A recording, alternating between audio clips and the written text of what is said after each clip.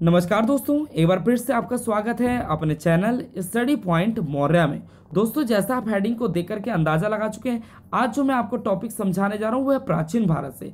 तो प्राचीन भारत में आज सबसे पहले हम समझेंगे दोस्तों इतिहास की परिभाषा क्या है और इतिहास को जो 3 कालखंडों में बांटा गया वो 3 कालखंड कौन कौन से हैं और उनमें किन किन चीज़ों का उदाहरण दिया गया है। दोस्तों, अगर दोस्तों हम हिस्ट्री पढ़ने जा रहे हैं, अगर हमें इतिहास की परिभाषा मतलब कि हिस्ट्री की परिभाषा ही नहीं पता है तो दोस्तों ये अच्छी बात नहीं है। दोस्तों, तो सबसे पहले हम जब प्राचीन भारत में हम सबसे पहले स्टार्ट करें तो क्या है इतिहास की परिभाषा। तो दोस्तों सबसे पहले हम समझेंगे भाई इतिहास की परिभाषा क्या कहती है। दोस्तों इतिहास की परिभाषा क्या कहती है? कहता है कि सृष्टि की उत्पत्ति से लेकर अभी तक मानव सभ्यता के क्रमबद्ध एवं वैज्ञानिक विकास के अध्ययन को इतिहास कहता है। दोस्तों, जब से हमारी सृष्टि की उत्पत्ति हुई है तब से लेकर के अभी तक मानव सभ्यता में जो भी क्रमबद्ध तरीके से परिवर्तन आया है, विकास हुआ है, उसके अध्ययन करने की प्रक्रिया को ही इतिहास कहता है। और दूसरे शब्दों में क्या कहता है दोस्तों, ये जो है ना दोस्तों अपना ये बॉक्स में यही परिभाषा है। दूसरे शब्दों में यहां लिखा है, दूसरे शब्दों में समस्त समाज एवं राष्ट्र के समग्र अतीत के विषय में जानने के प्रयास को ही इतिहास कहते हैं। कहता है दोस्तों जो हमारा समस्त समाज है एवं राष्ट्र के समग्र अतीत मतलब कि जो राष्ट्र के संपूर्ण अतीत के विषय में जानने के लिए जो भी हम प्रयास करते हैं, कोशिश करते हैं, उसको जानने के लिए उसी को इतिहास कहते हैं। तो कंक्लूजन क्या निकलता है दोस्तों, जब से हमारी सृष्टि की उत्पत्ति हुई तब से मानव की सभ्यता में जो भी परिवर्तन आए हैं उसके अध्ययन करने की प्रक्रिया को ही इतिहास कहते हैं। दोस्तों अब हम समझेंगे दोस्तों जो इतिहास को 3 कालखंडों में बांटा गया है वो 3 कालखंड किन किन चीजों की व्याख्या करते हैं। दोस्तों 3 कालखंड कौन कौन से दोस्तों? प्राग ऐतिहासिक काल। जो प्राग ऐतिहासिक काल को दोस्तों इंग्लिश में क्या बोलता है दोस्तों? प्री हिस्टोरिक पीरियड बोलता है। कहता है कि वह कालखंड जिसके इतिहास के विषय में जानने के लिए कोई लिखित स्रोत उपलब्ध नहीं है, मतलब कि कोई भी लिखा हुआ स्रोत नहीं, कोई अभिलेख नहीं है कोई भी दोस्तों हमारे पांडुलिपि नहीं है जिसके आधार पर हम पढ़ करके निकाल सके कि उस इतिहास के लोग क्या खाते थे, क्या पीते थे, कैसे रहते थे। तो ये हमें पता नहीं लगता है दोस्तों। क्यों? क्योंकि उस समय इतिहास को जानने के लिए कोई लिखित स्रोत उपलब्ध नहीं है एवं उस काल का इतिहास पूरा तात्विक अवशेषों से ही पता लगाया जा सकता है। जो दोस्तों ये जो प्राग ऐतिहासिक काल है उसके काल का इतिहास पूरा तात्विक अवशेषों पर ही आधारित है। दोस्तों कैसे दोस्तों? कैसे? जैसे उदाहरण दे रखा है कि भाई पाषाण काल, स्टोन एज। दोस्तों स्टोन एज क्या था? जो उस समय जो भी कह सकते हैं दोस्तों, हम कहते हैं ना कि भाई आदि मानव रहता था, होमोसेपियंस रहते थे। दोस्तों वो कैसे अपना जीवन व्यतीत करते? भाई पत्थरों से आग जलाते थे, पत्थरों से क्या करते दोस्तों? शिकार करते थे और गुफाओं में रहते थे, पेड़ों पर रहते थे ना दोस्तों। तो ये सभी चीजें हमें कैसे पता लगती थी दोस्तों? पुरातात्विक अवशेषों से जो बच गए थे, जो अवशेष रह गए थे, जैसे पत्थर के औजार, भाई कैसे आग जलाने के जो पत्थर थे वो कैसे नुकीलेदार होते थे, कैसे घर्षण करते थे। दोस्तों ये सभी चीजें जो हैं वो पुरातात्विक अवशेष है दोस्तों। ठीक है, मतलब कि जो उस समय जो होमोसेपियंस थे दोस्तों, जो भी आदि मानव हम कह सकते हैं, वो कैसे अपना जीवन व्यतीत करते थे, कैसे कपड़े पहनते थे, जो गुफाओं में रहते थे तो कैसे रहते थे, क्या खाते थे। दोस्तों ये सभी चीजें पुरातात्विक अवशेषों से ही हमें पता लगता है कि भाई ये जो काल है ये पाषाण काल है। क्लियर दोस्तों? और पाषाण काल किसका उदाहरण दोस्तों? प्राग ऐतिहासिक काल का। क्लियर? अब चलते हैं दोस्तों अपना आग ऐतिहासिक काल जिसे बोलते हैं proto historic period. Proto historic period क्या है दोस्तों? वह कालखंड जिसके लिखित स्रोत तो हैं परंतु उन्हें अभी तक पढ़ा नहीं जाता या नहीं जा सका है। दोस्तों पहले वाले में क्या था दोस्तों? कोई लिखित स्रोत ही उपलब्ध नहीं हुआ, लेकिन यहां पे लिखित स्रोत उपलब्ध हुआ लेकिन इसको पढ़ा ही नहीं जा सकता है दोस्तों। और याद रखना दोस्तों इस काल के इतिहास की जानकारी के लिए पुरातात्विक स्रोतों पर निर्भर करता है। तो स्रोत कौन कौन से दोस्तों? जैसे हमारे सिंधु घाटी सभ्यता इसका सबसे अच्छा उदाहरण दोस्तों। भाई सिंधु घाटी सभ्यता जो हमें अवशेष मिले, भाई बड़े बड़े स्नानागार मिले, समकोण सड़कें मिली, नालियां मिली, तो ये सभी जो हमें मिले हैं दोस्तों, पुरातात्विक स्रोत मिले हैं, उसके आधार पे हमने जाना कि भाई ये जो है आगे ऐतिहासिक काल का स्रोत है, जो सबसे अच्छा उदाहरण है सिंधु घाटी की सभ्यता दोस्तों। क्लियर दोस्तों। एक बार फिर बताना चाहता हूं दोस्तों, प्रागैतिहासिक काल में दोस्तों लिखित स्रोत ही उपलब्ध नहीं हुए, कोई लिखित स्रोत उपलब्ध नहीं हुआ, लेकिन आगे ऐतिहासिक काल में दोस्तों लिखित स्रोत उपलब्ध हैं, परंतु उन्हें अभी तक पढ़ा नहीं जा सकता है दोस्तों। तो इसका सबसे अच्छा उदाहरण क्या है दोस्तों, सिंधु घाटी की सभ्यता। ठीक है, अब चलते ऐतिहासिक काल दोस्तों। ऐतिहासिक काल को बोलते हैं हिस्टोरिक पीरियड। ये वह कालखंड है जिसके इतिहास को जानने के लिए लिखित स्रोत भी है तथा उन्हें पढ़ा भी जा सकता है, जैसे अपनी वैदिक सभ्यता दोस्तों।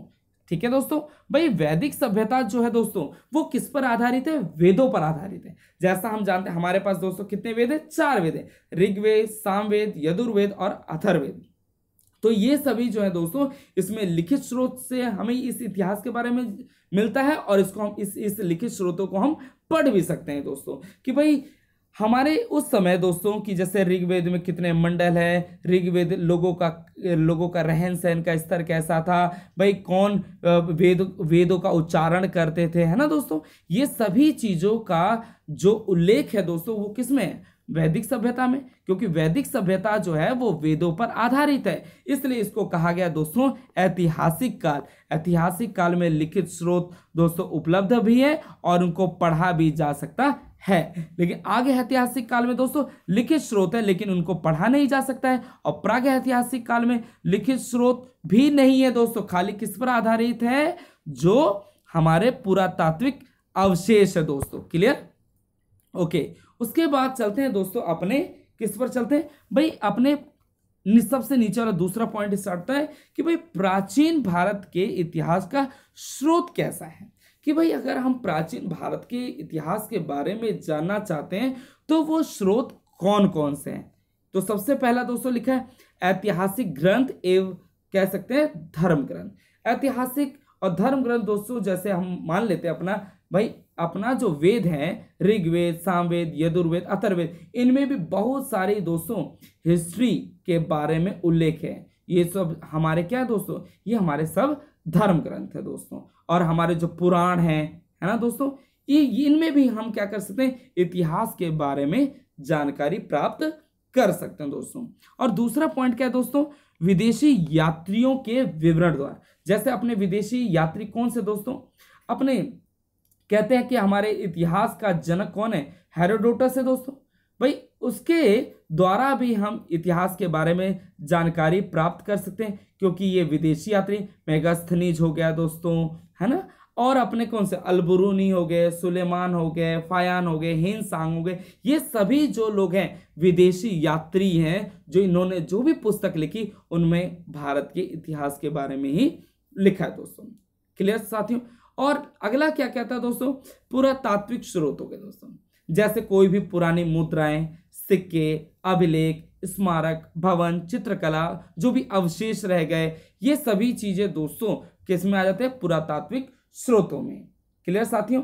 तो दोस्तों मैं उम्मीद करूंगा कि आज के इस वीडियो में आपने सबसे पहले क्या समझा दोस्तों, कि भाई अपना इतिहास की परिभाषा क्या कहती है, फिर इतिहास के बाद हमने समझा कि भाई इतिहास को जो 3 काल खंडों में बांटा गया, वो 3 कालखंड कौन कौन से दोस्तों, प्रागैतिहासिक काल। भाई प्रागैतिहासिक काल क्या कहता है दोस्तों, कि भाई वह कालखंड है जिसके इतिहास के विषय में जानने के लिए कोई लिखित स्रोत उपलब्ध नहीं हुआ, बट हमने पुरातात्विक अवशेषों के आधार पर ही इस इतिहास के बारे में जानकारी प्राप्त की। क्योंकि दोस्तों पाषाण काल इसका सबसे अच्छा उदाहरण है दोस्तों, कि भाई पाषाण काल में लोग कैसे शिकार करते थे, कैसे वो भाला बनाते थे, नुकीलेदार कैसे बनाते थे, है ना दोस्तों, कैसे वो आग जलाते थे। तो ये सभी उदाहरण किसमें दोस्तों, प्रागैतिहासिक काल में। आगे ऐतिहासिक काल में दोस्तों क्या कहता है दोस्तों, कहता है वह कालखंड जिसमें लिखित स्रोत तो उपलब्ध तो हैं परंतु उनको पढ़ा नहीं जा सकता है।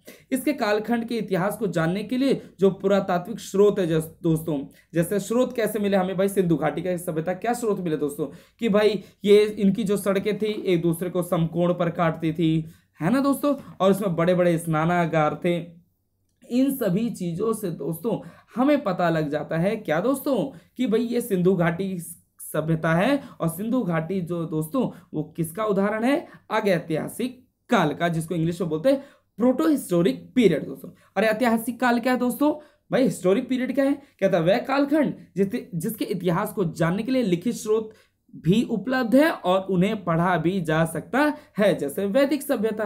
भाई वैदिक मैंने आपको पहले ही बता दिया, भाई अपने वेद कौन कौन से दोस्तों, ऋग्वेद, सामवेद, यजुर्वेद, अथर्ववेद, ये सभी चीजों में दोस्तों ये लिखित भी है और इनको हम पढ़ भी सकते हैं, तो इसलिए इसको क्या कहा जाता है, ऐतिहासिक काल। तो ये हमारे कौन कौन से 3 कालखंड है जिसमें हम इतिहास को आसानी से समझ सकते हैं। दोस्तों याद रखना, अगर हम किसी भी चीज को, या हिस्ट्री हो चाहे हम मैथमेटिक्स सीख रहे हो, अगर हम उसको खंड मतलब टुकड़े कर करके ना पढ़े ना तो नहीं समझ आता है। तो हिस्ट्री अगर हम पढ़ रहे हैं तो उसको भी टुकड़ों में पढ़िए, कि भाई प्राचीन काल, मध्यकाल और भाई अपना आधुनिक काल, जो मतलब कि आधुनिक भारत। अगर आप पढ़ रहे हैं, हिस्ट्री पढ़ रहे हैं, तो भाई प्राचीन भारत पर सबसे पहले पढ़िए, फिर मध्य भारत पढ़िए, फिर आधुनिक भारत पढ़िए। जब हम इनको टुकड़ों में पढ़ेंगे ना तब हम आसानी से इसको समझ सकते हैं।